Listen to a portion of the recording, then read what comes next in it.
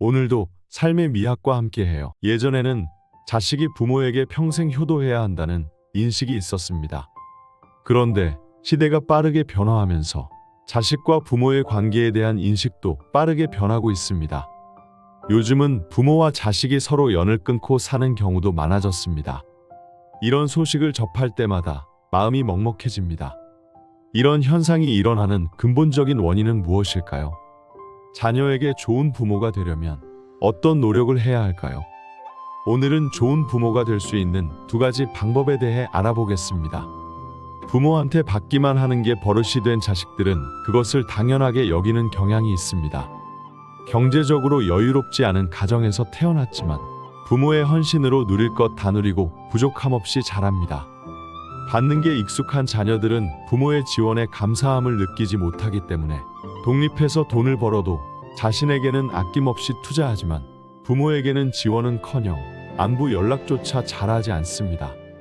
어렸을 때부터 받기만 했던 것이 결국 화근이 된 것입니다. 부모에게 아낌없는 지원을 받으면서 많은 것을 누리며 살아왔지만 주변 사람들의 부모와 자기 부모를 비교하면서 자기 부모는 능력이 부족하다고 생각합니다. 그런데 부모의 입장은 어떤가요? 자녀를 잘 양육하려고 많은 희생을 했기 때문에 자녀에 대한 기대치가 높고 바라는 것이 많습니다. 이렇게 부모와 자식이 서로에 대한 마음가짐이 다르면 좋은 관계를 유지하는 것은 쉬운 일이 아닙니다. 처음부터 자녀에게 집안 형편이 넉넉지 않아 내가 원하는 것을 다 해주기는 어렵다고 솔직하게 말하면 자녀는 부모의 작은 지원에도 감사함을 느끼고 최대한 빨리 독립하기 위해 노력할 것입니다.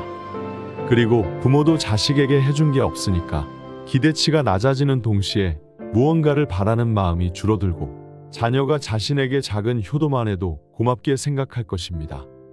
예전에 시골에 살았던 세대들은 학교 다니면서도 부모의 일을 도와주고 가정 형편이 어려워 대학교에 진학하지 못하고 바로 취업해도 부모를 원망하지 않았습니다.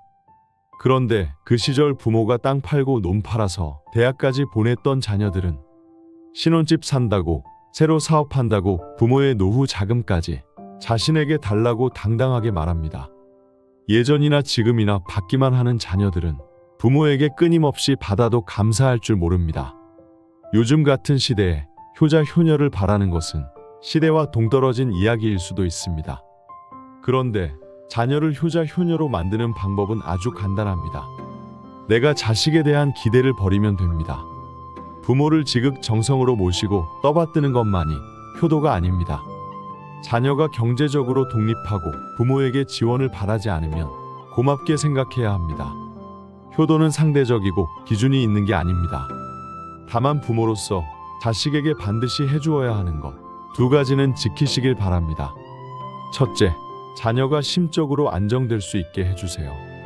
그 무엇보다 심적으로 안정돼야 부모와 자녀 둘 다 건강하고 행복한 삶을 살아갈 수 있습니다. 자녀가 심적인 안정을 취하려면 자녀가 초등학교에 입학하기 전까지는 아이들 앞에서 부부싸움을 하거나 자녀를 강하게 질책하면 안 됩니다. 자녀에게 매번 좋은 음식을 먹이지 못하고 화려한 옷을 입히지 못해도 괜찮습니다. 그런데 자녀가 집에서만큼은 불안함을 느끼지 않게 해줘야 합니다. 어렸을 때부터 불안함을 느끼면 성장하면서 건전한 생각을 하고 바른 행동을 하는 게 어렵습니다. 그래서 자녀가 마음의 안정을 느낄 수 있는 환경을 제공하는 게 부모의 가장 중요한 역할입니다. 자녀에게 화내거나 짜증내는 것을 자제해야 합니다. 자녀가 어릴수록 부모의 이런 행동이 가져오는 부정적인 영향은 커집니다. 예를 들어 나무만 봐도 작고 어릴수록 조금만 힘을 가해도 금방 죽습니다.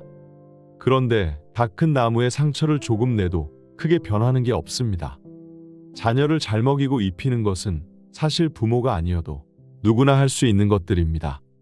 자녀가 건강한 정신과 안정된 마음을 가질 수 있게 도와주는 것이 부모의 참된 역할입니다. 자녀가 어릴 때는 하얀 종이와 같습니다. 그래서 좋은 것을 배우든 나쁜 것을 배우든 금방 흡수합니다. 부모의 심리가 불안하면 아이도 심한 불안감을 느끼고 위축됩니다.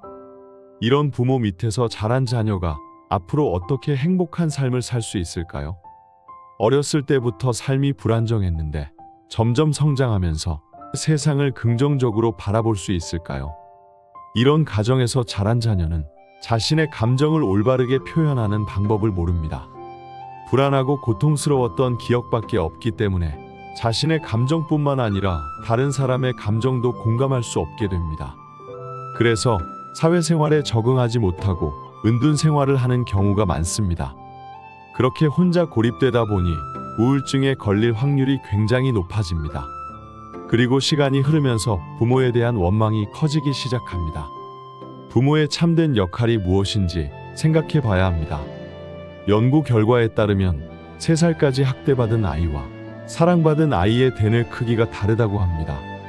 3살까지 자아가 형성되고 그 시기에 만들어진 성질은 잘 바뀌지 않습니다. 그래서 3살 버릇이 80까지 간다는 말이 생겨난 것입니다. 자녀는 양육자와 같은 성질을 갖게 됩니다. 엄마가 직접 양육하면 엄마를 닮고 할머니 손에 길러지면 할머니를 닮게 됩니다. 아이를 야단치기만 하고 제대로 돌보지 않으면 부모의 책임과 의무를 다하지 않는 것입니다. 자녀에게 쉽게 짜증을 내거나 화를 내는 버릇이 있다면 이유를 불문하고 당장 고쳐야 합니다. 그런 행동은 자신과 아이에게 부정적인 영향만 미칩니다. 자녀가 공부를 잘해서 좋은 학교에 진학하고 대기업에 취업하는 게 인생의 전부가 아닙니다. 부모에게 제대로 된 사랑을 받지 못해서 내면이 망가져 있으면 그것은 빛 좋은 개살구에 불과합니다. 어렸을 때 기억들은 금방 잊혀질 것 같지만 오히려 어렸을 때 느꼈던 감정이나 경험들이 평생 가는 경우가 많습니다. 옛날에는 부모가 자녀를 때리는 것도 훈육의 일종이라고 여겼습니다. 그런데 이것은 아주 잘못된 생각이며 이런 행동은 자녀의 가슴에 평생 상처를 남깁니다. 자녀가 어릴 때는 선택권이 없습니다. 부모가 자신을 모질게 대해도 저항할 수 없습니다. 스스로를 보호할 수 없는 어린아이를 막대하는 것은 범죄와 별반 다르지 않습니다. 법적으로 처벌받지 않는다고 부모의 잘못된 행동을 정당화할 수 있는 건 아닙니다. 아무리 내가 낳은 자식이라 해도 함부로 대할 수 있는 권리가 있는 게 아닙니다. 자녀가 행복하고 안정된 삶을 살 수 있도록 도와주는 게 부모의 도리입니다. 자녀가 잘못해도 너무 심하게 야단치지 마시기 바랍니다. 조금 답답한 부분이 있어도 자녀를 닥달하지 마시길 바랍니다. 그런 사소한 행동 하나하나가 자녀가 불안함을 느끼게 만드는 원인입니다. 어린 자녀는 쉽게 짜증을 낼 수 있습니다. 그런데 부모는 그렇게 감정적으로 행동하면 안 됩니다. 밥 먹기 싫다고 소리치면 그냥 해주지 마시고 다시 밥 해달라고 울면 내버려 두세요. 엄마 아빠도 모든 시간을 너에게 쏟을 수 없기 때문에 제때 밥을 먹지 않으면 자기 스스로 해 먹어야 한다고 말해주고 그냥 가만히 내버려 두면 됩니다. 자녀의 잘못된 버릇을 고치기 위해서는 감정적으로 대응하면 안 되고 냉정해져야 합니다. 그런데 한편으로는 자녀가 아직 어리고 지혜가 부족하기 때문에 그럴 수 있다고 이해해야 합니다. 어린 자녀를 다 큰 성인과 똑같이 대하면 안 됩니다. 아이는 보호받아야 할 존재입니다. 둘째, 자녀가 스스로 결정할 수 있게 도와주세요. 한국 부모들은 자녀가 하는 모든 일에 개입하고 간섭하는 경향이 있습니다. 그런데 자녀가 지혜롭고 현명하게 성장하기를 원한다면 자녀가 부모에게 의존하지 않고 스스로 생각하고 판단할 수 있도록 도와줘야 합니다. 특히 자녀가 성인이 됐다면 무슨 일이 있어도 자녀가 스스로 결정을 내릴 수 있게 내버려 둬야 합니다. 자녀가 어릴 때는 혼자서 올바른 판단을 내리지 못할 때가 많아서 부모의 도움이 필요합니다. 그런데 자녀가 스스로 판단하고 행동할 수 있는 나이가 되었는데 부모가 아이 대신 결정하는 것은 아주 잘못된 행동입니다. 만약 자신이 죽을 때까지 자녀 곁에 머무를 수 있다면 그렇게 행동해도 됩니다. 대신 모든 것을 해주고 책임져야 합니다. 자녀의 직장도 부모가 찾아줘야 하고 배우자도 찾아주고 집도 대신 알아봐주고 손주가 생기면 손주까지 키워줘야 합니다. 그런데 그렇게 할 수 없다면 확실하게 결론을 지어야 합니다. 자녀의 일은 자녀 스스로 결정해야 한다. 이렇게요. 물론 자녀가 대학 가서 힘들어하거나 일하면서 아이 키우는 모습을 보면 부모 입장에서는 자녀를 도와주고 싶은 마음이 생길 수 있습니다. 그런데 자녀가 부모에게 도움을 요청하기 전까지는 묵묵히 기다리시길 바랍니다. 서양의 국립공원에는 야생동물에게 절대 먹이를 주지 마시오라는 팻말이 있습니다. 동물에게 먹이를 주는 게 도움이 될 것 같지만 사실은 그 정반대입니다. 직접 먹이를 찾지 않고 받는 것에 익숙해지면 그것이 습관이 되고 어느 순간 사람이 먹이를 주지 않으면 결국 굶어 죽게 됩니다. 인간도 마찬가지입니다. 자녀에게 모든 것을 다해주면 자녀들은 스스로 인생을 살아가는 방법을 터득하지 못하게 됩니다. 지금은 물가가 많이 올라서 일하지 않으면 생계를 이어나가는 게 굉장히 어렵습니다. 그런데 몇몇 자녀들은 독립할 나이가 지나도 돈을 벌려는 노력조차 하지 않습니다. 물론 집안이 부유해서 그렇게 행동할 수도 있겠지만 부모가 자신을 끝까지 책임져 줄 거라는 생각 때문에 그렇게 행동하는 경우가 많습니다. 어린아이가 자전거를 탈 때 떨어질까봐 부모가 자전거를 계속 잡고 있으면 아이는 결국 자전거 타는 법을 배우지 못하게 됩니다. 스스로 자전거를 타면서 넘어지고 다치봐야 방법을 터득할 수 있게 됩니다. 부모의 참된 역할은 자녀가 스스로 자립할 수 있게 도와주는 것입니다.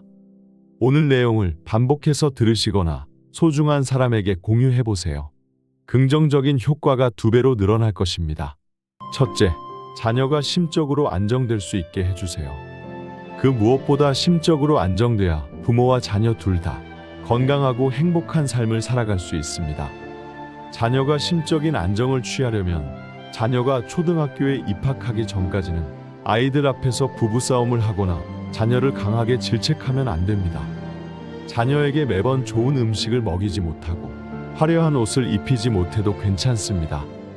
그런데 자녀가 집에서만큼은 불안함을 느끼지 않게 해줘야 합니다. 어렸을 때부터 불안함을 느끼면 성장하면서 건전한 생각을 하고 바른 행동을 하는 게 어렵습니다. 그래서 자녀가 마음의 안정을 느낄 수 있는 환경을 제공하는 게 부모의 가장 중요한 역할입니다. 자녀에게 화내거나 짜증내는 것을 자제해야 합니다. 자녀가 어릴수록 부모의 이런 행동이 가져오는 부정적인 영향은 커집니다. 예를 들어 나무만 봐도 작고 어릴수록 조금만 힘을 가해도 금방 죽습니다. 그런데 다 큰 나무에 상처를 조금 내도 크게 변하는 게 없습니다. 자녀를 잘 먹이고 입히는 것은 사실 부모가 아니어도 누구나 할 수 있는 것들입니다. 자녀가 건강한 정신과 안정된 마음을 가질 수 있게 도와주는 것이 부모의 참된 역할입니다. 자녀가 어릴 때는 하얀 종이와 같습니다. 그래서 좋은 것을 배우든 나쁜 것을 배우든 금방 흡수합니다. 부모의 심리가 불안하면 아이도 심한 불안감을 느끼고 위축됩니다. 이런 부모 밑에서 자란 자녀가 앞으로 어떻게 행복한 삶을 살 수 있을까요? 어렸을 때부터 삶이 불안정했는데 점점 성장하면서 세상을 긍정적으로 바라볼 수 있을까요? 이런 가정에서 자란 자녀는 자신의 감정을 올바르게 표현하는 방법을 모릅니다. 불안하고 고통스러웠던 기억밖에 없기 때문에 자신의 감정뿐만 아니라 다른 사람의 감정도 공감할 수 없게 됩니다. 그래서 사회생활에 적응하지 못하고 은둔 생활을 하는 경우가 많습니다. 그렇게 혼자 고립되다 보니 우울증에 걸릴 확률이 굉장히 높아집니다. 그리고 시간이 흐르면서 부모에 대한 원망이 커지기 시작합니다. 부모의 참된 역할이 무엇인지 생각해 봐야 합니다. 연구 결과에 따르면 3살까지 학대받은 아이와 사랑받은 아이의 대뇌 크기가 다르다고 합니다. 3살까지 자아가 형성되고 그 시기에 만들어진 성질은 잘 바뀌지 않습니다. 그래서 3살 버릇이 80까지 간다는 말이 생겨난 것입니다. 자녀는 양육자와 같은 성질을 갖게 됩니다. 엄마가 직접 양육하면 엄마를 닮고 할머니 손에 길러지면 할머니를 닮게 됩니다. 아이를 야단치기만 하고 제대로 돌보지 않으면 부모의 책임과 의무를 다하지 않는 것입니다. 자녀에게 쉽게 짜증을 내거나 화를 내는 버릇이 있다면 이유를 불문하고 당장 고쳐야 합니다. 그런 행동은 자신과 아이에게 부정적인 영향만 미칩니다. 자녀가 공부를 잘해서 좋은 학교에 진학하고 대기업에 취업하는 게 인생의 전부가 아닙니다. 부모에게 제대로 된 사랑을 받지 못해서 내면이 망가져 있으면 그것은 빛 좋은 개살구에 불과합니다. 어렸을 때 기억들은 금방 잊혀질 것 같지만 오히려 어렸을 때 느꼈던 감정이나 경험들이 평생 가는 경우가 많습니다. 옛날에는 부모가 자녀를 때리는 것도 훈육의 일종이라고 여겼습니다. 그런데 이것은 아주 잘못된 생각이며 이런 행동은 자녀의 가슴에 평생 상처를 남깁니다.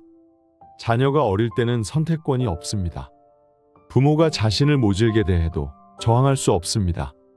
스스로를 보호할 수 없는 어린아이를 막 대하는 것은 범죄와 별반 다르지 않습니다.